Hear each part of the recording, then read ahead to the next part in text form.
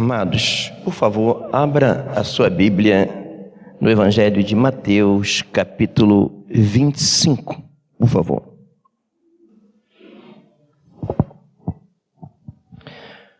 Enquanto os irmãos procurem fazer mais uma oração. Pai Santo, Pai amado, Pai querido, Deus bendito, eis aí a Tua palavra, ó Pai, que vai ser lida nesta hora, ó Deus de Israel, reconhecendo a minha limitação, a minha insignificância, a minha dependência de Ti, ó Pai.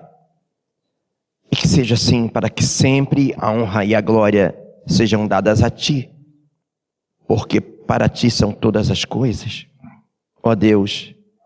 E para que também, ó Deus, nós viemos sempre nos lembrar que sem Ti nada podemos fazer.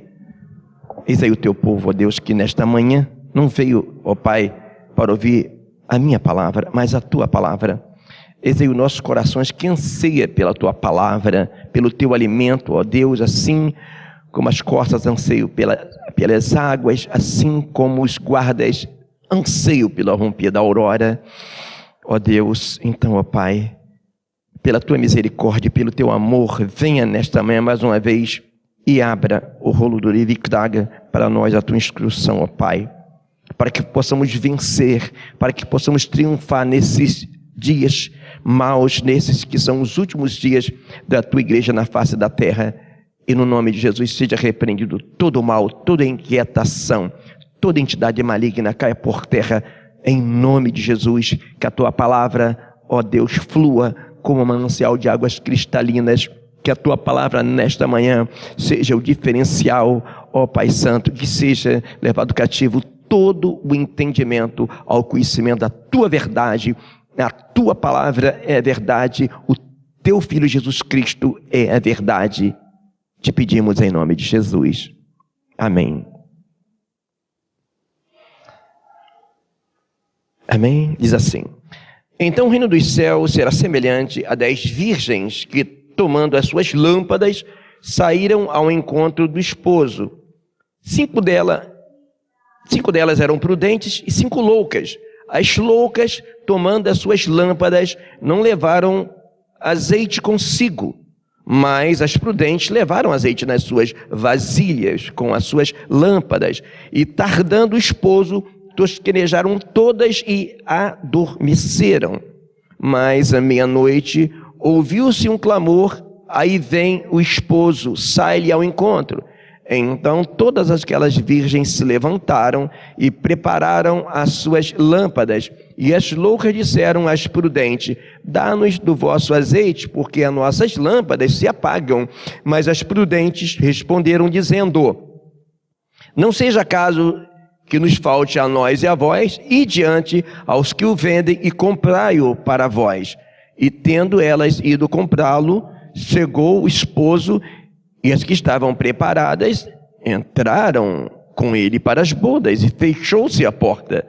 E depois chegaram também as outras virgens, dizendo: Senhor, Senhor, abre-nos. E ele respondendo disse: em verdade vos digo que vos não conheço. Vigiai, pois, porque não sabeis o dia nem a hora em que o Filho do Homem há de vir. Amém? Aqui uma coisa interessante que fala é que todas adormeceram. E que se nós olharmos hoje para a igreja, é muito nítido a gente perceber o quanto a igreja adormeceu. Existem várias formas de se perceber que a igreja adormeceu.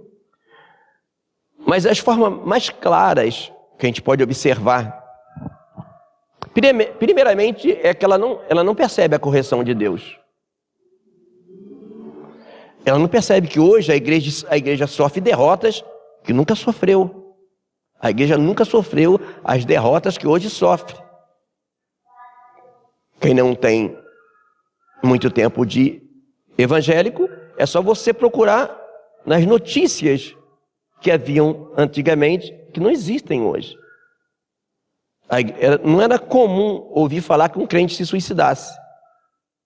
Hoje, se você entrar assim, se você clicar assim no YouTube, no Google, pastores que se suicidaram, aí você vai perder a conta de quantos pastores, pastora, por aí fora. Nunca se viu. Hoje a estatística mostra que a mesma quantidade ou mais de divorciados de pessoas não evangélicas é igual. Então, uma das formas de se perceber que a igreja adormeceu é que ela não sofre a correção. Ela lida como se fosse normal. O que acontece hoje com a igreja? As derrotas.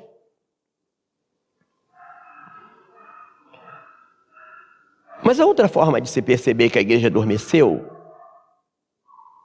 é que ela não percebe o quão próximo está a volta de Cristo. Ela percebe de uma maneira não precisa. Ela percebe, olha, Jesus está voltando. Mas estamos no estágio de adormecimento.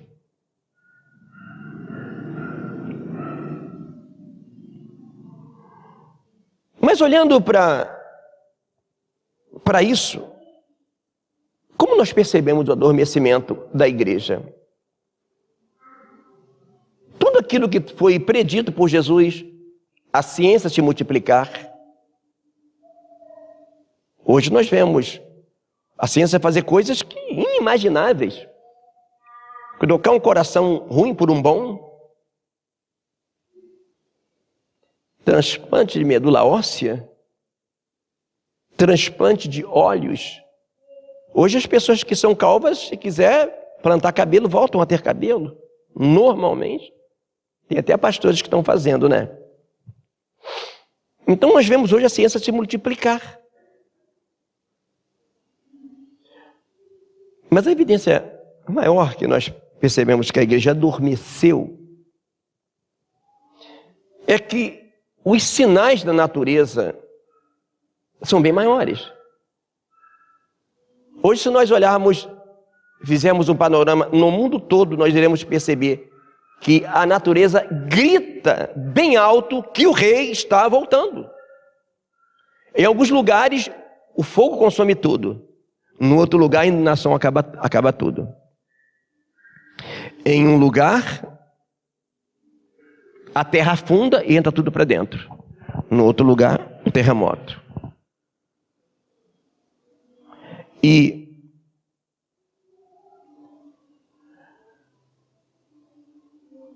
o que acontece?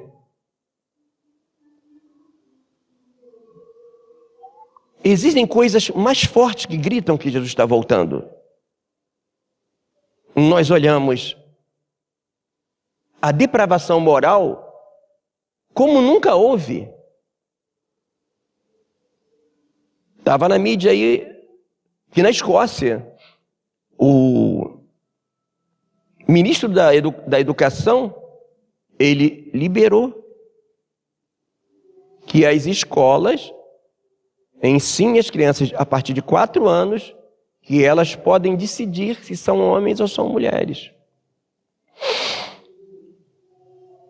E as brincadeiras são neutras, já destruindo na base. Na base as crianças. Na Suécia, a lei é que não existe mais banheiro feminino e masculino. Um banheiro só entra crianças de qualquer idade, meninos e meninas juntos. Mas não é isso, irmãos. Outra coisa que grita, mas grita muito alto, e a gente tem que falar isso, é da coisa que eu preferia nem falar essa parte, que grita, e que se você observar, sempre marcou a volta de Cristo. Observe que lá, quando Israel estava no Egito, o que Faraó mandou fazer? Matar todos os meninos. Estão lembrados? Quando Jesus ia nascer, Herodes manda matar todos os meninos. Eu não aconselho que você faça isso. Mas se você tiver condição, ore a Deus. Mas se você clicar hoje, né, lá no YouTube, no Google, de maldades que faz com a criança, insere assim no YouTube, você vai ver isso aqui. Irmão, me perdoa, mas eu tenho que falar, porque é isso que faz a gente acreditar que Jesus está voltando. Você vai ver pai que estuprou uma criança de 3 meses, mãe que jogou a filha pela janela de 9 meses. Mas não é, veja bem, irmão, não é um hoje, outro amanhã, não. Você vai ver matérias de TV de Minas Gerais, de São Paulo, do Espírito Santo, do Rio Grande do Sul. Ou seja, nunca o inimigo teve tanta sede nas crianças. Ele olha para uma criança e pensa, será que essa vai ser um pregador do evangelho? Pelo sim ou pelo não, mata ela. Nunca houve isso, irmão.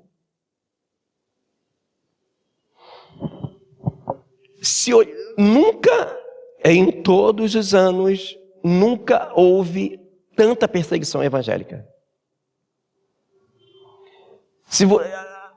Muita gente acredita nessa mídia aberta, e tudo que ela fala sobre saúde, sobre prevenção, mas se você parar para analisar a mídia aberta em relação à internet, mesmo que a internet tenha fake news, você vai chegar a uma conclusão que você não deveria confiar muito no que a mídia te transmite sobre saúde.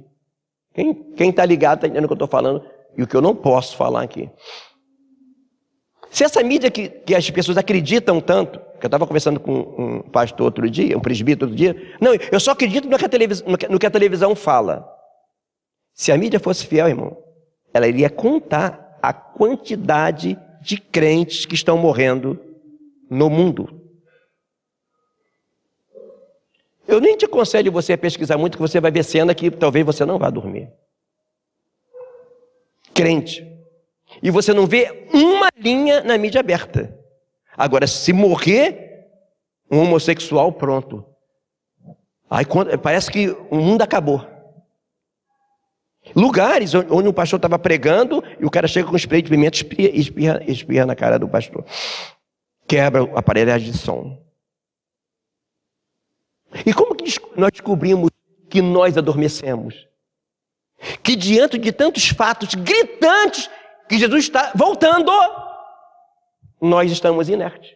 Porque se nós estivéssemos realmente acordados, nós estaríamos orando mais, participando mais das coisas da igreja, eu estaria orando mais, eu estaria evangelizando mais, eu estaria fazendo aquilo que Paulo falou. Amados, sabendo que o tempo se abreveia, os que sejam casados, como se não fossem. Os que compram, como se não comprassem. Os que usam desse mundo, como se não abusassem. Então se percebe que a igreja está adormecida, porque ela age.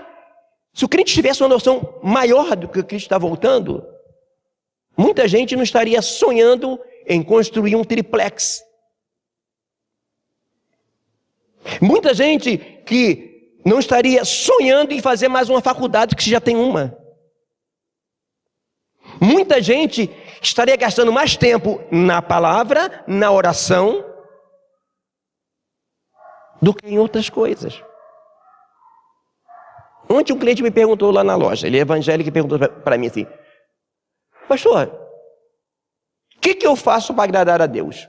Aí eu falei, não, eu vou testar esse rapaz, eu vou testar esse irmão. Se ele...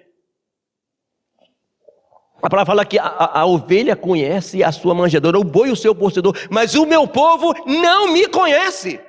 Eu falei, tu não sabe a coisa que você mais faz para agradar a Deus? Não. Eu vou deixar você.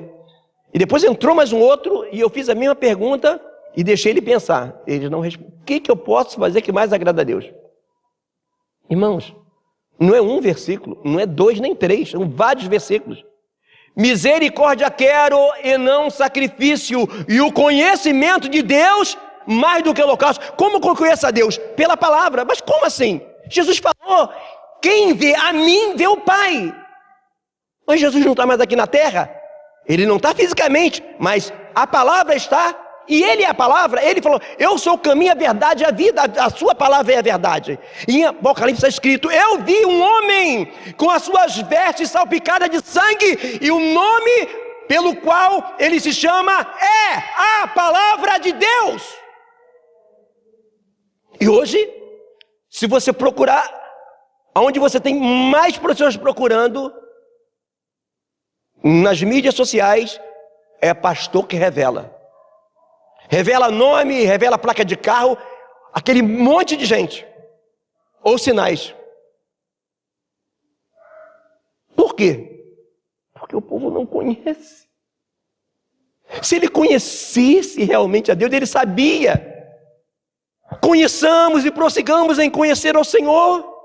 Se alguém tiver que se gloriar em alguma coisa, glorie-se em quê? Quando eu fui para aquela igreja só tinha 20 membros, quando eu saí de lá deixei 500. Nós batizamos tanto lá. Nós já temos tantos obreiros. Eu construí uma catedral. As pessoas se gloriam por isso. Se alguém se gloriar em alguma coisa, glorie-se em me conhecer. Conhecer o Senhor, irmãos. Esse é o motivo que a igreja adormeceu. Imagine que o teu filho faça algo que salve uma cidade, e para salvar aquela cidade, ele perde um braço ou uma perna, e ele escreve um livro. Você não ia gostar que as pessoas lessem aquele livro e soubessem que aquela cidade foi salva porque o teu filho se fragilizou para que aquela cidade fosse salva? Se coloque no lugar de Deus, é a mesma coisa. Para que eu e você estivéssemos aqui hoje com uma igreja, ele sofreu uma coroa de espinho, cuspida no rosto, tapa no rosto, foi furado com uma lança, foi pregado, foi humilhado.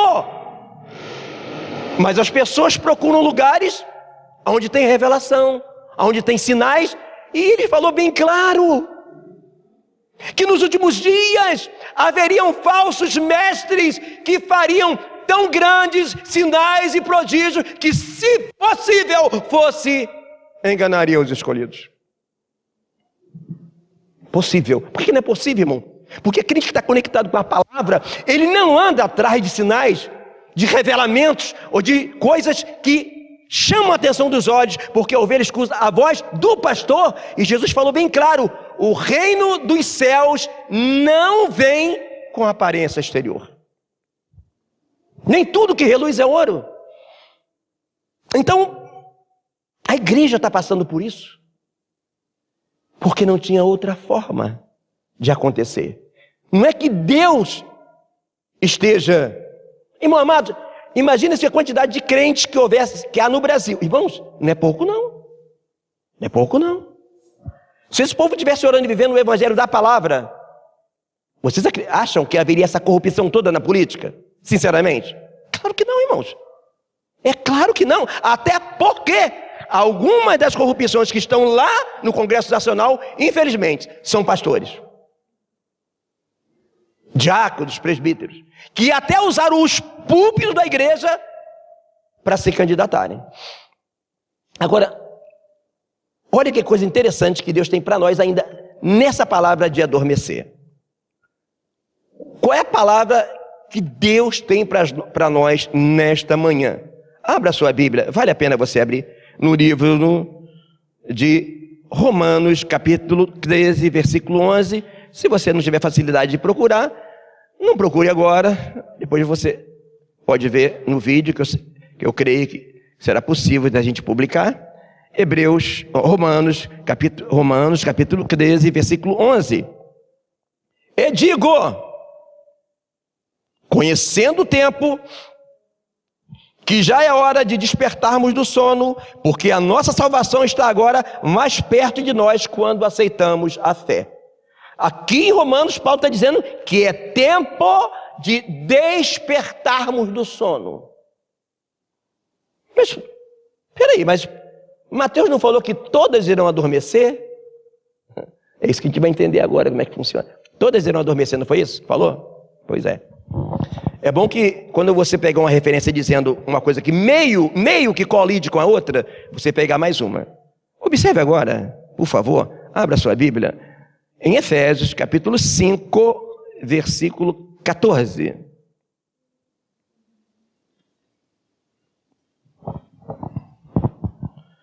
Pelo que diz: desperta tu que dormes e levanta-te dentre os mortos, e Cristo te esclarecerá.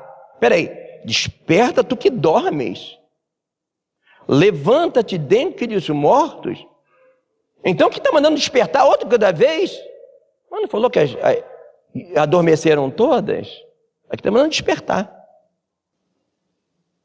Não é isso que nós lemos? E fala mais interessante, que fala desperta de dentre os mortos. Aqui está dizendo que existem mortos. E existem pessoas que estão dormindo.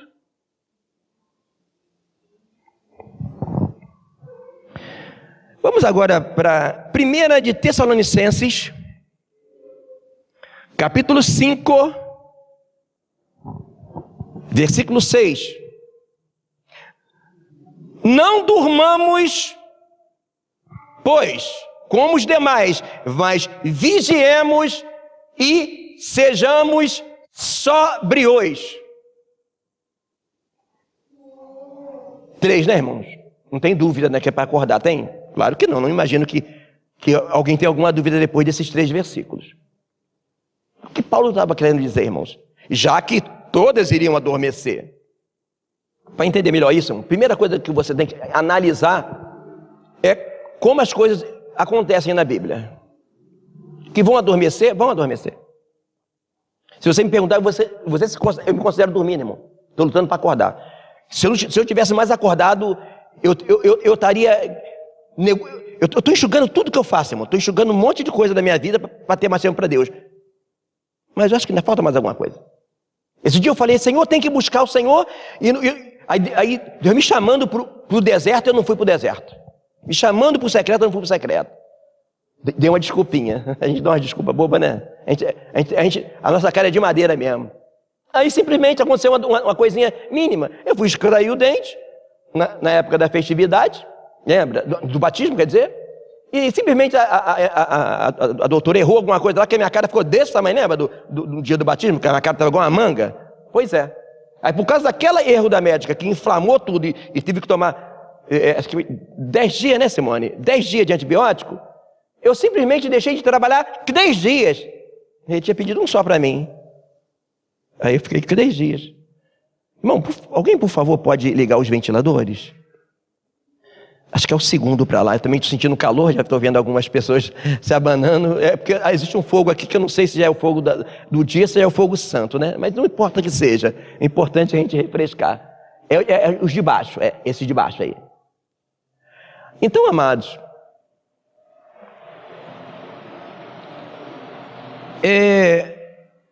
voltando para a palavra,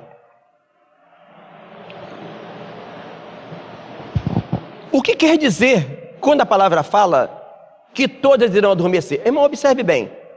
A palavra diz assim: veio para o que era seus, mas os seus não o receberam.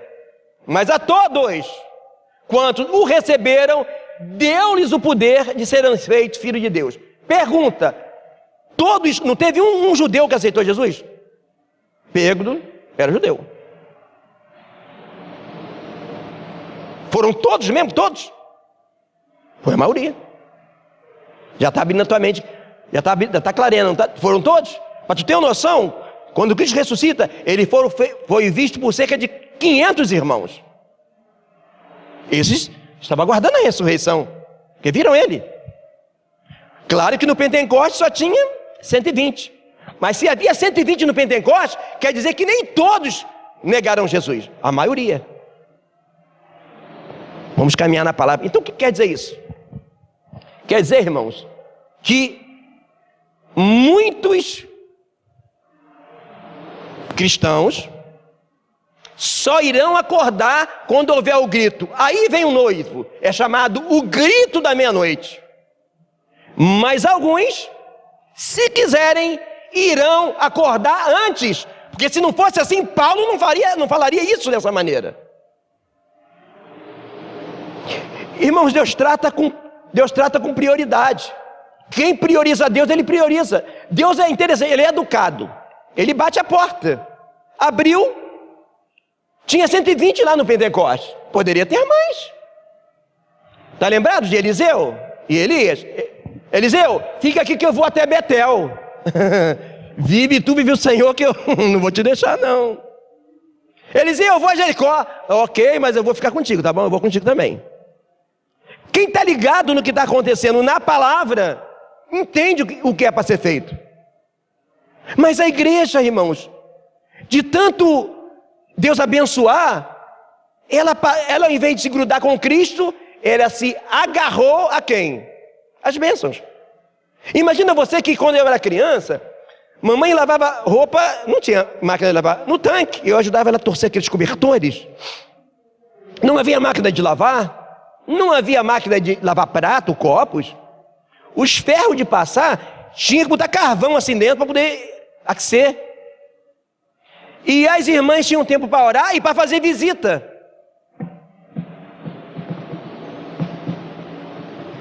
As irmãs tinham tempo para...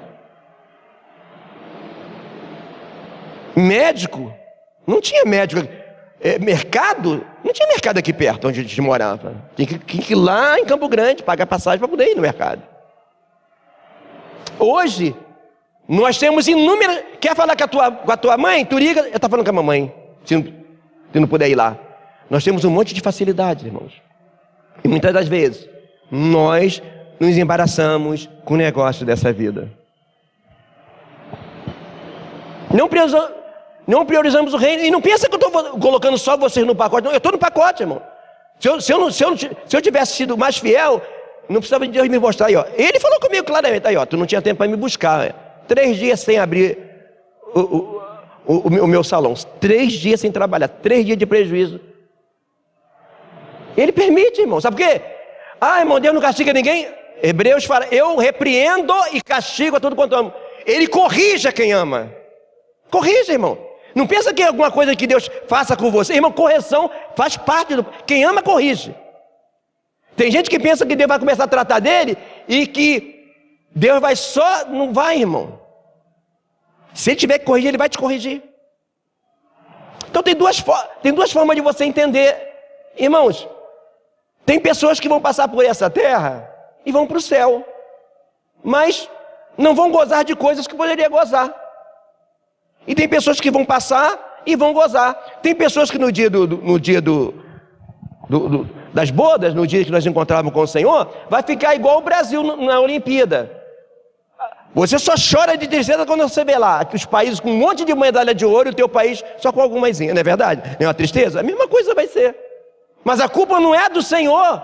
O meu povo se perdeu porque lhe faltou conhecimento. Errais muito por não examinar as Escrituras e não conhecer o poder de Deus.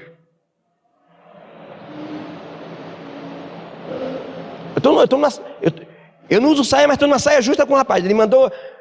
Ele congregou a igreja que eu dirigia, agora ele mandou para mim assim, o que você acha? Estou nessa igreja aqui agora. Aí eu abri, não tem um vídeo de pregação. E tem um vídeo que fala assim, eu queria pregar, mas Deus mandou eu revelar, estou aqui mandando meu revelamento. Só revelamento. E o pior que o ruim sobra para... O pastor é a pior coisa que tem, irmão. Que o pastor é aquele que tem que abraçar, cuidar. Na hora que tem que puxar a orelha, tem que puxar. A pior dificuldade é... E o pior, se você não puxar a orelha também, Deus puxa a tua. Se você não dá o salgado, Deus puxa o teu. Mas pode ter certeza que vocês vão ouvir o barulho da vidraça quebrando quando eu mandar para ele. O que eu acho daquele pastor? O que eu acho de uma igreja que não exalta a palavra, irmãos? A palavra fala bem claro que quando o Espírito Santo viesse, ele iria glorificar Jesus. Irmão, não existe outra forma de você glorificar Jesus que você não dá tempo para a palavra no culto, expressão da palavra, nos meios de comunicação que você tem acesso. Agora, nós temos 2 formas de acordar. Já acordou quando acontece um problema? Eu já. Quando eu trabalhava lá embaixo, às vezes eu ia de ônibus, aí daqui a pouco aqueles ônibus covardes davam aquela freada que eu acordava assim, meu Deus, o mundo acabou. Não, foi só uma freada do ônibus. Vai ter crente, irmãos, que vai acordar agora. Porque se ninguém fosse acordar, Paulo não ia deixar.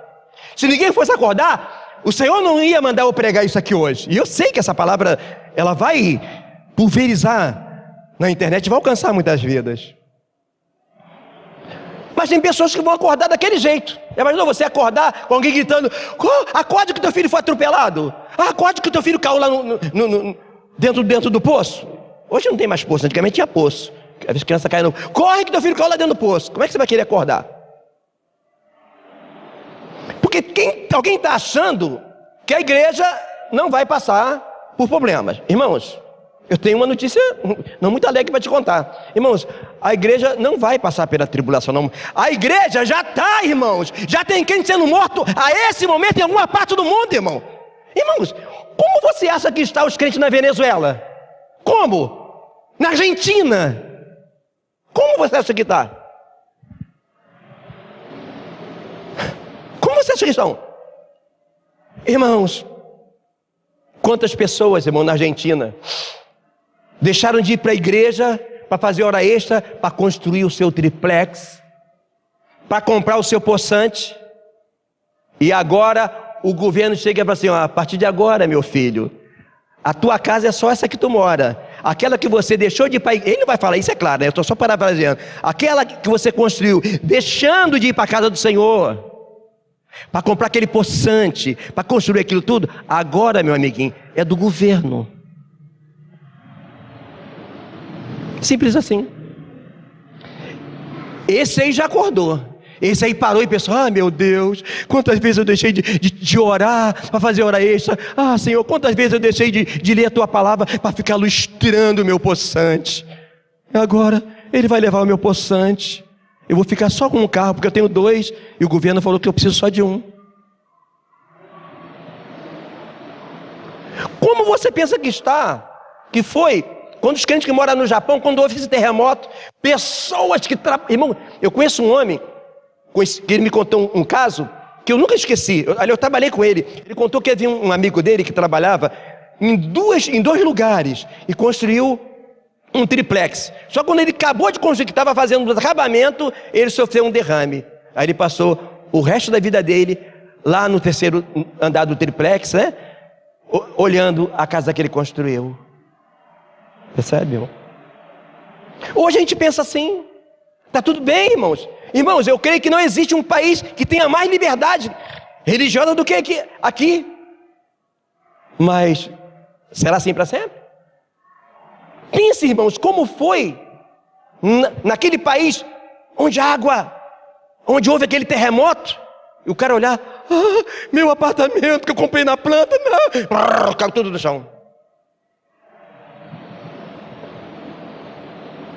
E por que Deus permitisse, irmãos?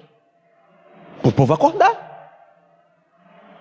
Se o povo tivesse acordado, irmãos, o povo não ia ficar investindo em falsos pastores com falsos evangelhos. Eles leriam a Bíblia e falavam: opa, isso aqui não está... Ia sair. O que nos faz acordar? A palavra. É a palavra. Porque a palavra, ela nos direciona. Como você pensa que está nossos irmãos na Venezuela, alguns que só deixava o restinho para Deus? Está lá. Pessoa podendo colocar a ovelha... O que é colocar a ovelha boa no altar e colocar aquela doente? Irmão, a história se repete. Na lei era assim. Eles podiam dar uma ovelha boa para sacrificar para o Senhor. O que eles faziam? Eles olhavam aquela está quase morrendo. É igual quando eu trabalhei em aviária, era assim.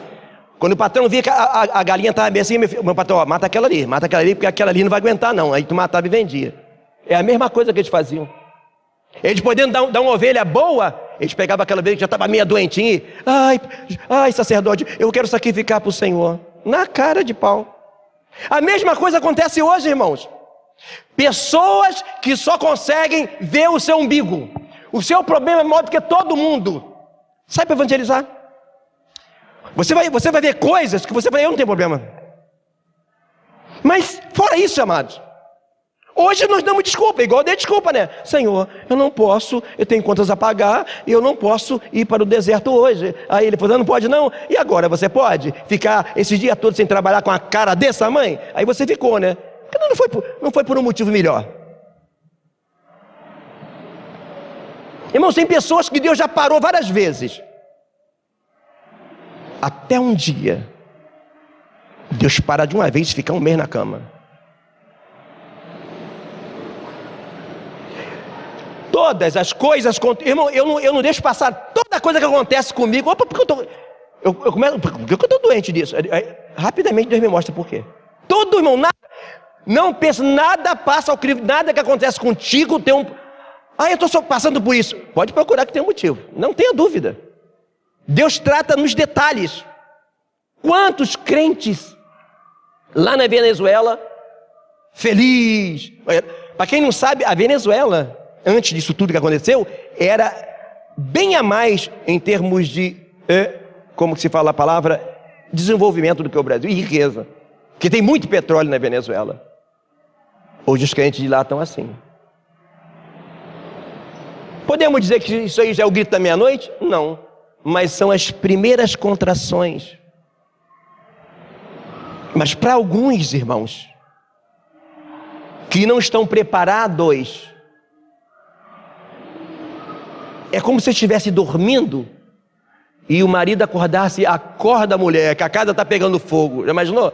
Acorda marido, que a casa está cheia de bandidos, cheia de ladrão. Acorda marido, que arrombaram a nossa casa, os bandidos estão tudo lá atrás. Manda você acordar desse jeito? Agora, mesmo você acordado, aí você olha assim, epa, esse carro está passando toda hora aí na rua, aí você, esse cara quer assaltar. Quem está ligado na palavra, irmãos, vai atender a esse apelo de Paulo nesses versículos que nós lemos. De Efésios, de Romanos e de Tessalonicenses. Tem mais um também em Coríntios, que fala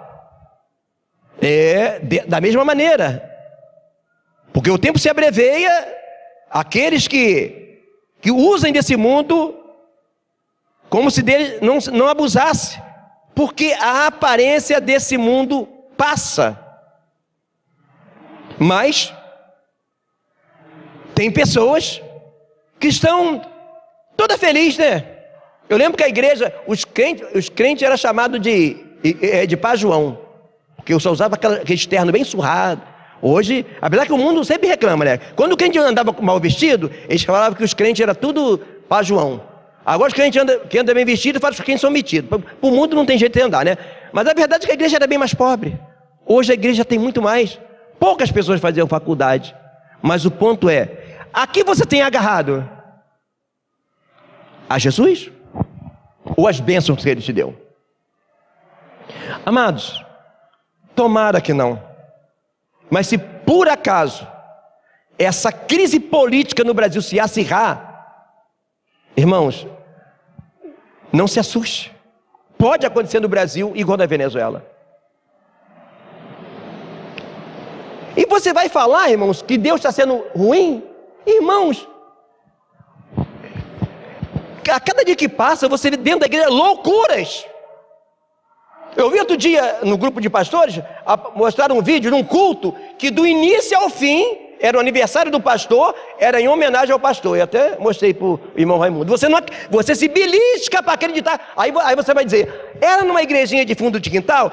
Era numa igrejinha que, assim no salão, pequenininha, que não tem nem ar-condicionado? Não, irmãos. Eu vou botar, quem quiser depois eu mando. Era numa catedral. Ali deve ter médicos, dentistas, advogados, até juízes, aceitando a idolatrar pessoas. Que uma pessoa dessa está? Dormindo, irmãos. Uma pessoa que está acordada, ela não come veneno e fala, puxa, mas está tão gostoso esse veneno. É veneno, mas está amargando. Não, não é veneno, não está amargando não. Mas está amargando, não está amargando. O cara está comendo veneno, amargando, e está falando que é bom. Imagine, irmão, você sair de casa num domingo para adorar o Senhor e você ter que adorar o pastor fulano de tal, irmãos, e achar isso normal. Então, se vier, pastores caem hoje em dia, pastor que não trocou de mulher está fora de moda. Agora é assim, né? Pastor, para ser pastor hoje, tem que ter trocado de mulher para mim. Não é assim, irmãos. A moda é assim. E tem gente que já vai para a igreja pensando nisso. E eu não vou para aquela igreja não. Aquele pastor baixinho ali nunca trocou de mulher. Eu já estou pensando em trocar a minha. Não, essa igreja eu não vou não. Está assim agora, irmão. Pastor, para estar na moda, ele tem que ter pelo menos trocado de mulher uma vez, para estar no padrão. E enquanto igrejas sofrem para pregar o evangelho certo, pessoas financiam pastores corrompidos. Você acha que Deus não tem que acordar esse povo? E o que pode acordar o Brasil? É a coisa ficar ruim. É maldade? Não. Não, irmãos. O que você faria se fosse você? Vendo a cada dia o altar do Senhor sendo profanado, político no altar, e cantores em pecado, pastores em pecado, mas que são tolerados no altar, porque enche a casa.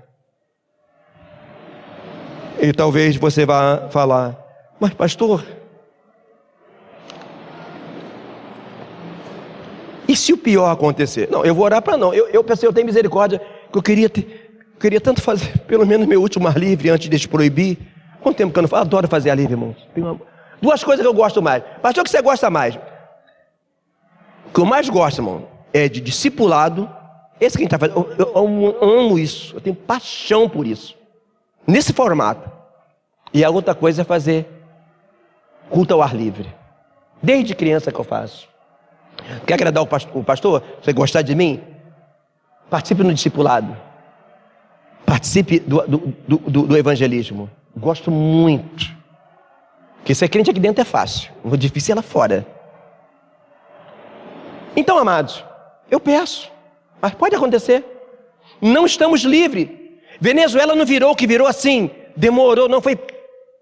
Imagina, amado, o que está passando os cristãos no Afeganistão. Irmãos, tem gente que está achando que não. Irmãos, se Deus fosse não permitir, os apóstolos não seriam mortos. Os cristãos não seriam mortos no Coliseu. Mas a pergunta é, você acha que quando Estevão estava sendo apedrejado, será que ele sentiu a dor daquela pedra? Não sei, eu acho que não. Agora, tu já imaginou o que é que você olhar e ver o céu aberto e contemplar a glória de Deus? Está dando para pegar o que acontece? Sabe o que vai acontecer? Sabe o problema que tem pessoa? Sabe o problema da pessoa que vai acordar se o Brasil virar uma Venezuela? Que vai acordar se houver um terremoto no Brasil ou um tsunami no Brasil que nunca houve? É que ele vai entrar em pânico. Agora, quem está fundamentado na palavra, ele já sabe como é que é. Irmãos, me fala qual foi a vez que Deus fez maravilhas entre o povo que não fosse diante da perseguição. Irmãos, nós lemos o Velho Testamento, vemos milagres. Lemos o Novo Testamento e vemos milagre. Irmão, então nós temos que arrancar algumas páginas da Bíblia. Se a gente for temer o que está para vir, então, irmãos, acho que a nossa Bíblia está faltando página. Porque a minha Bíblia fala que havia 5.000 pessoas, fora mulheres e crianças, e com 5 pães e 2 peixinhos alimentou todo mundo. A minha Bíblia fala que Pedro, ele corta a orelha de Malco, e Jesus vai e cola. Que esse medo todo do que pode acontecer, porque esse pânico, se todas as vezes que Deus glorificou o seu nome, foi diante de tribulações, de perseguições, e o povo de Deus funciona melhor quando é assim. Irmãos, se você estiver ligado com Deus, o que irá acontecer ou não no Brasil, vai ser motivo de alegria para você, não de tristeza. Você está sendo convidado a viver o sobrenatural.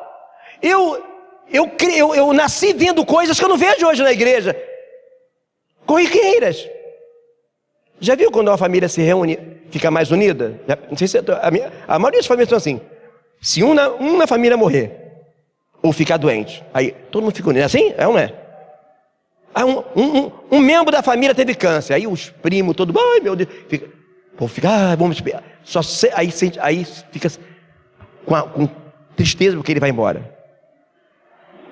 Quando as coisas começarem a ser difíceis, nós vamos ter desejo de estar reunido assim, como igreja, porque não vai poder ser sempre. O dia que ser crente no Brasil ser igual a ser um traficante, muita gente não vai querer ser mais crente, não. Aí Deus vai começar a purificar a igreja. Que hoje todo mundo quer ser crente, né? Para vender CD na igreja, outro para arrumar casamento, outro para montar uma empresa, outro porque disseram para ele que ele vai virar um popstar evangélico e por aí vai. Mas quando ser crente ser perigoso, muita gente não vai querer. Mas no meio de toda essa tribulação, os crentes vão ter mais sede. Ai, estou querendo na igreja dar um abraço naquele irmão. A gente vai se amar mais. Quando você percebe, tem gente que não percebe, irmão, a ira que o mundo tem da igreja. Tem crente, irmão, que ele está tão desconectado com a palavra. Tem ali, um exemplo, uma loja que vende roupa de um cristão e do ímpio. O preço é o mesmo, ele vai no do ímpio. Não, eu tenho para evangelizar. Não, irmão, tu está fora da palavra, tem que comprar no crente. Porque o ímpio faz isso. Quem faz parte da sociedade secreta, que você sabe o que eu estou falando, faz isso. Mas o crente às vezes não. Tem 2 lugares que vende hambúrguer, ele vai no ímpio, mas não vai no crente. Quando o crente sentir que nós somos um povo e que nós temos que nos amar um pouco mais, aí a coisa vai funcionar. Não pensem, amados, que Deus vai permitir algo acontecer com o Brasil. É como diz o velho ditado. É um ditado, mas tem sentido. Ele dá o frio e dá o cobertor. Ele dá o cobertor e dá o frio. Ele dá o frio e dá o cobertor. Não pense, irmãos. Agora, se por acaso nós formos acordados, igual quando a gente, de manhã é dia de a entidade aí que solta fogo, já viu? E tu acorda desesperado. Ai, meu Deus, novamente isso. Vai depender de mim e de você. Eu estou buscando, irmãos, que Deus me acorde. Não pense que eu estou pregando essa palavra dizendo: olha pessoal, vocês estão tudo dormindo. Não estou não, irmão. Até gostaria, né? Quem sabe, né? A coisa estaria melhor. Não, irmãos. Eu estou buscando acordar, porque o tempo todo, tudo que acontece à nossa volta nos entorpece e nos distrai. E nós não entendemos o quão perto. Irmão, já imaginou, irmãos, o que é uma criança de 2 anos, 3 anos, 4 anos, crescer vendo o pai beijar o outro pai? A mãe beijando a outra mãe? Como vai ficar o cérebro dessa criança, irmão? A gente não consegue enxergar que Jesus está voltando nisso, irmão. Quando, quem imaginar, nos anos 70, que a lei ia permitir 2 pederastas adotar uma criança? Nunca! Acho que o Brasil acabava. Hoje eles falam disso como se fosse a coisa mais normal. E não é! Só que nós olhamos para isso e não conseguimos entender o quanto isso grita, berra que o rei está voltando. E nós temos que nos posicionar e nos preparar. Sabe o que vai fazer a diferença quando acontecer alguma coisa, irmãos? Está lá no livro de Abacuque. O meu Deus me fará caminhar pelas minhas alturas. Sabe o que é caminhar pelas alturas, irmãos? É quando você chega num nível espiritual que a bala está cantando, o barco está balançando, mas teu corpo está ali, mas o teu espírito está flutuando. Esse cara tem sangue de barata. Estão assaltando a empresa, ele está assim tranquilo. Irmãos, tem gente achando, irmãos, que o ponto mais alto do evangelho é 1 de Coríntios capítulo 12. Deus deu um para profeta, apóstolos,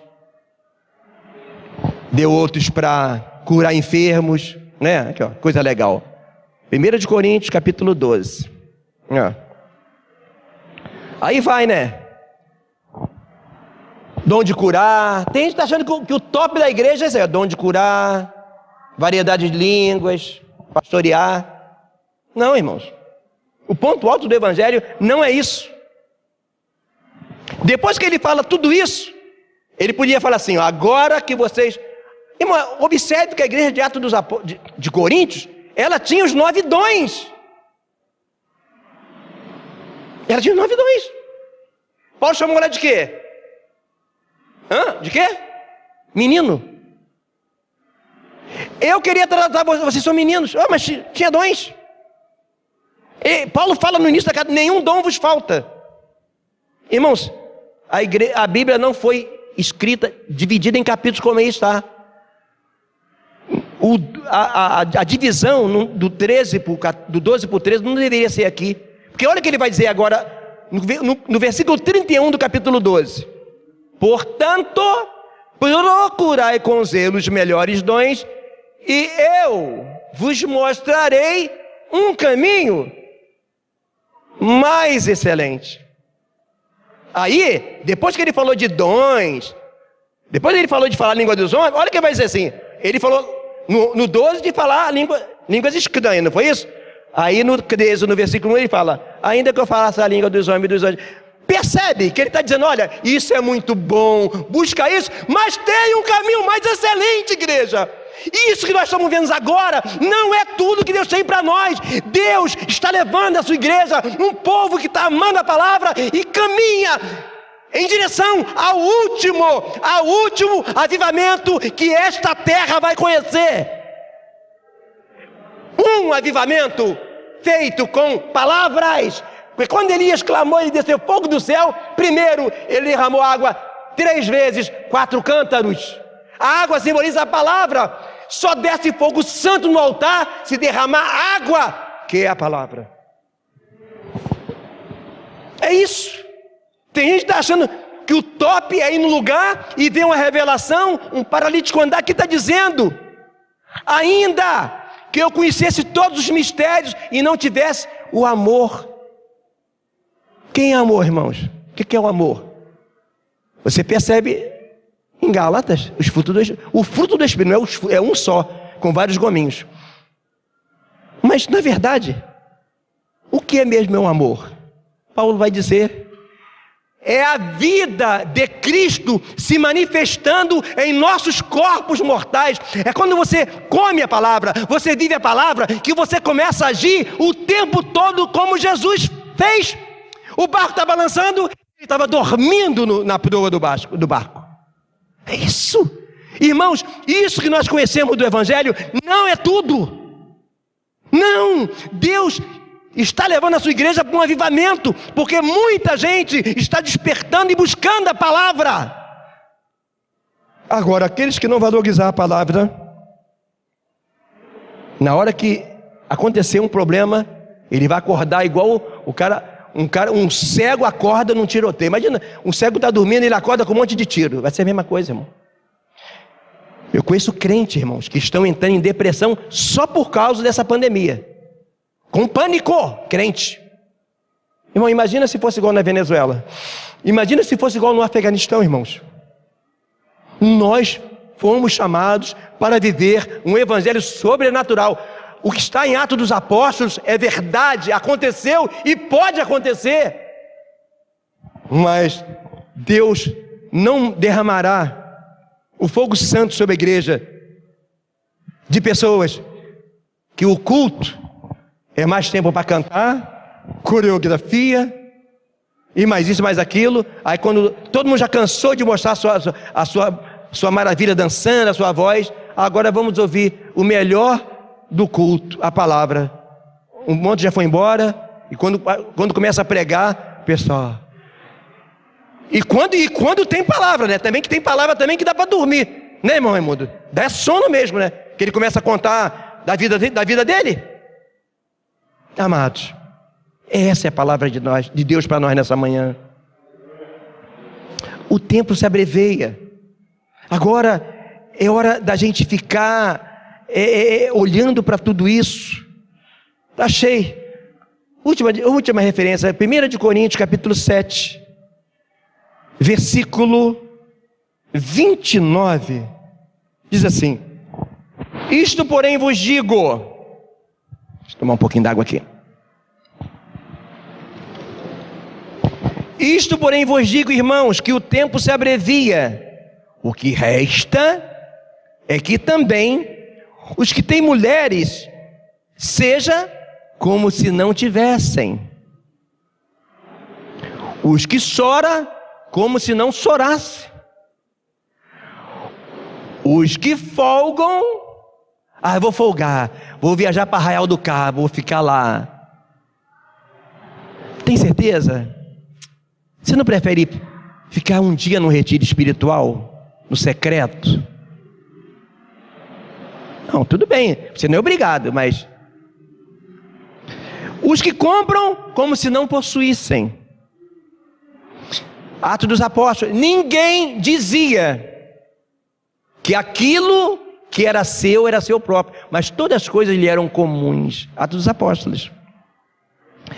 31. Os que usam desse mundo como se dele não abusasse, porque a aparência desse mundo passa. Passa, irmãos. Quanta gente chorou vendo sua casa destruída por um terremoto, por um tsunami. Quantas pessoas choraram por pensar que anos e anos da vida dela construiu naquela casa e o governo tomou. Mas não foca no problema. Foca na última coisa que eu vou repetir aqui. Buscai com zelo os melhores dons espirituais. Mas existe um caminho mais excelente. Mais excelente. É outro nível. É isso que a igreja está sendo convidada a entrar. E quem não entra nesse nível é semelhante à pessoa que vai viajar, e ao invés de ir na classe A, ele paga para ir na classe A e vai na classe B. Vai para o céu, irmãos. Mas passa por coisa que não precisava de passar. Quem não entender o que é um caminho mais excelente, é semelhante a um homem que foi viajar num navio, e o que acontece? Ele estava duro, ele ganhou a passagem, aí no primeiro dia ele comeu um pouco que ele tinha levado, os biscoitos, sempre leva, né?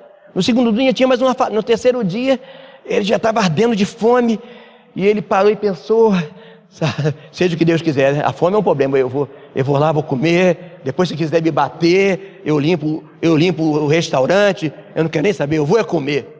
E ele foi assim, e se é para eu apanhar, vou apanhar por uma boca, eu vou pedir o prato, a coisa mais cara que tiver lá, a coisa mais, que eu achar que for mais cara. Chegou, desceu lá no restaurante, sentou lá, o que tem? Tem isso, aí falou, aí pediu tudo de bom, comeu até ficar empapuçado, tomou o suco, ainda pediu sobremesa. E como é que ele acabou, aí veio a tristeza. Aí ele falou, garçom, quanto deu isso aqui? O garçom olha para ele, como? Quanto deu isso? Como tu deu isso? A conta. Você não sabia. Quando você não olhou a tua passagem, não? Eu nem olhei, está lá na passagem. É com direito café da manhã, almoço, lanche da tarde e a ceia. Eu passei fome 3 dias, não sabia. É a mesma coisa de muito crente. Muito crente está aceitando esse evangelho mesquinho, medíocre. Mas Jesus não morreu na cruz à toa.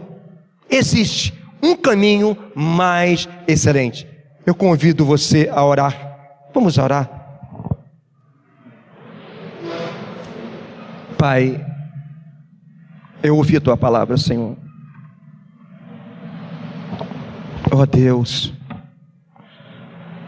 eu sei, ó Pai, como diz a tua palavra, como somos inconstantes, como somos vulneráveis, Senhor, mesmo sabendo que não somos merecedores.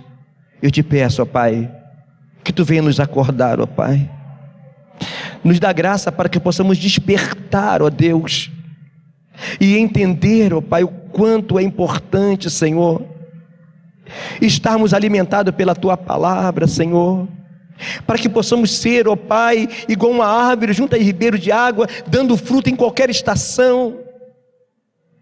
Ó Deus, reconhecemos, ó Pai, as nossas omissões, reconhecemos, Senhor, a nossa incoerência, e não estamos te pedindo fiados em nossa capacidade, em nosso mérito. Estamos te implorando, Senhor, dá-nos da tua graça, para que possamos estar acordados, para que possamos despertar, ó Pai, e fazer a diferença, meu Senhor da glória, nesse tempo tão complicado, para que possamos ser instrumento nas tuas mãos, ó Pai, para levar a tua palavra aonde for preciso. Te pedimos em nome de Jesus. Amém e amém. Glória a Deus.